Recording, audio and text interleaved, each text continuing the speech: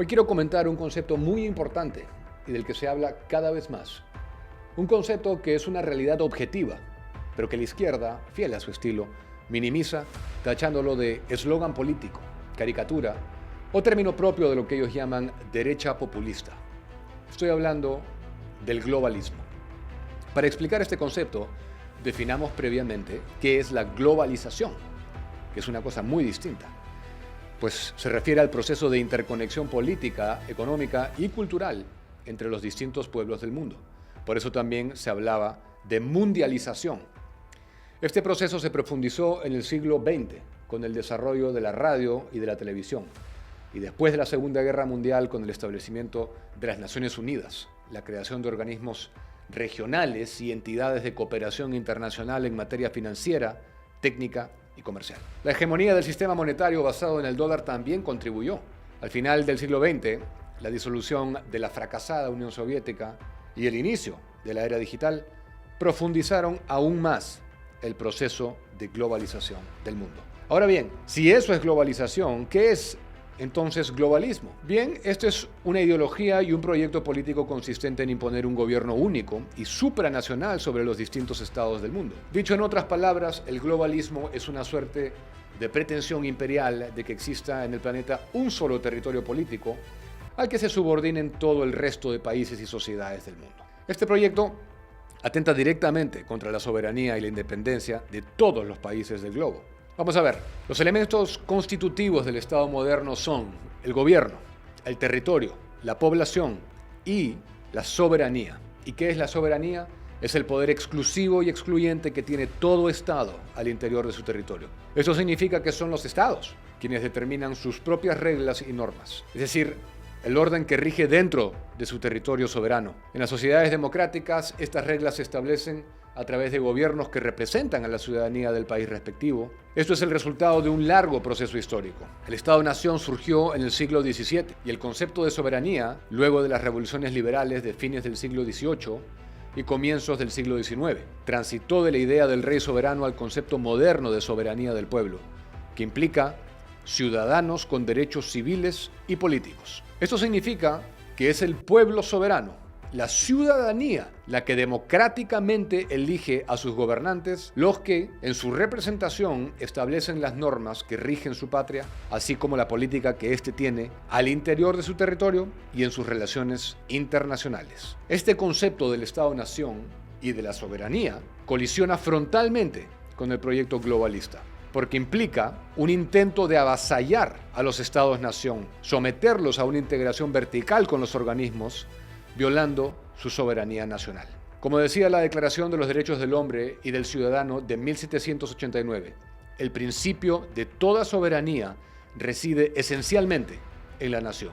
Hoy en día, a través de las diversas disposiciones de entidades supranacionales, se pretende imponer agendas que no provienen del consenso ciudadano de los distintos estados, sino de los intereses subalternos, ideológicos, económicos, de funcionarios que no han sido elegidos democráticamente por nadie y cuyos nombres son desconocidos para el común de los mortales. Actualmente, la ONU y las distintas entidades internacionales que le son afines, como lo son algunas ONGs financiadas por magnates, son promotoras de la ideología de género, del aborto, de las políticas migratorias de fronteras abiertas, del ecologismo radical, de la reivindicación de nacionalismos étnicos y lingüísticos atomizantes, etc.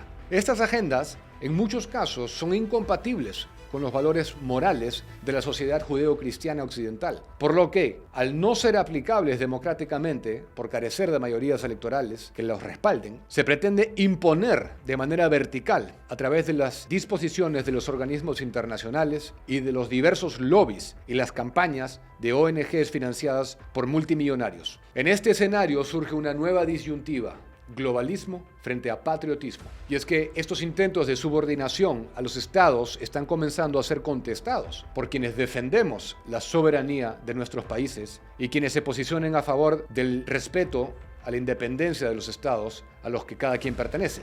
Es decir, por patriotas que reivindican su cultura, sus tradiciones, sus valores, sus historias, frente a ideologías surgidas de élites económicas y académicas cuyas teorías pseudointelectuales lamentablemente han penetrado a través de los últimos años en diversos organismos internacionales que buscan imponer a como de lugar estas agendas. Y acá toca resaltar ineludiblemente la Agenda 2030, oficialmente llamada Objetivos de Desarrollo Sostenible. Los invito a revisar este documento que es de libre disposición en la página web de las Naciones Unidas para que vean que no se trata de ninguna teoría de conspiración. El punto 4 de la Agenda 2030, titulado Educación de Calidad, promueve abiertamente la denominada igualdad de género, que no es otra cosa que la ideología de género en el campo de la educación. Y el punto 5 de esta agenda, titulado directamente Igualdad de Género, habla de los derechos sexuales y reproductivos, el eslogan por excelencia de los abortistas, de todos los activistas pro abortos del planeta. Estos dos puntos de la Agenda 2030 son especialmente promovidos por un organismo de la ONU, el Fondo de la Población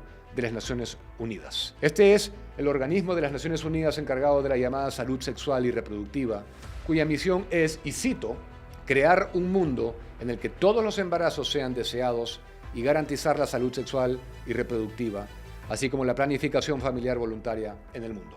Estos no son más que eufemismos para referirse al aborto, a la eliminación de seres humanos en su etapa de gestación más vulnerable. La web de este organismo señala que su financiamiento proviene enteramente de contribuciones voluntarias, de gobiernos donantes, organizaciones intergubernamentales, del sector privado y de fundaciones diversas e individuos, no con el presupuesto regular de las Naciones Unidas. No cuesta imaginar, pues, todos los intereses económicos y el ingreso de dinero que por esta vía penetra a las Naciones Unidas con el fin de promover lo peor de la denominada Agenda 2030. La ONU debería más bien enfocarse en el principal propósito de su creación original, mantener la paz y la seguridad internacionales, y en garantizar los derechos reconocidos en la Declaración Universal de los Derechos Humanos, cuyo artículo 3 reconoce el derecho a la vida.